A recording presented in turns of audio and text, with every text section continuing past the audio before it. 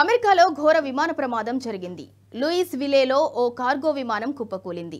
ఈ ఘటనలో 3 మరణించగా మరో 12 మంది తీవ్రంగా గాయపడ్డారు. హోనోలులుకు వెళ్లేందుకు కెంటకీ విమానాశ్రయంలో విమానం టేకాఫ్ అయింది. అయితే గాల్లో ఉండగానే విమానంలో ఒక్కసారిగా మంటలు చెలరేగి కూలిపోయింది. ప్రమాద విషయాన్ని అమెరికా ఫెడరల్ ఏవియేషన్ అడ్మినిస్ట్రేషన్ ధృవీకరించింది.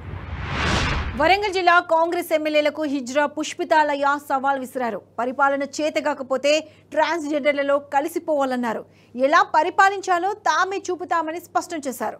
వరంగల్ జిల్లాలో భారీ వరదలకు ప్రత్యక్షంగా పరోక్షంగా కాంగ్రెస్లోని 5 ఎమ్మెల్యేలే కారణమన్న ట్రాన్స్జెండర్ పుష్పితాలయ వారందరికీ చీరే గాజులు పంపుతున్నట్లు తెలిపారు.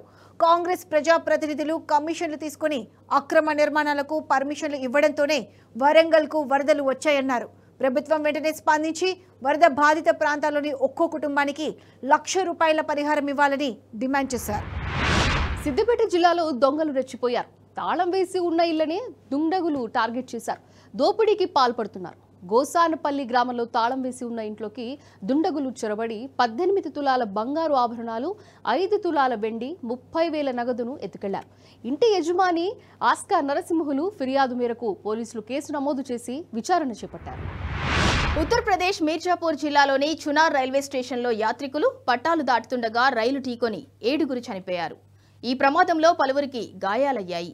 వారు కార్తీక పౌర్ణమి సందర్భంగా నదిలో స్నానం చేయడానికి వచ్చి చోపాన్ ఎక్స్ప్రెస్ రైలు దిగి ట్రాక్ క్రాస్ చేస్తుండగా నేతాజీ ఎక్స్ప్రెస్ ఢీకొట్టింది. నిన్న ఛత్తీస్గఢ్లోని బిలాస్పూర్లో రైలు ప్రమాదం జరిగి 12 మంది చనిపోయిన దుర్ఘటన మరవక ముందే మరో ప్రమాదం చోటు చేసుకుంది.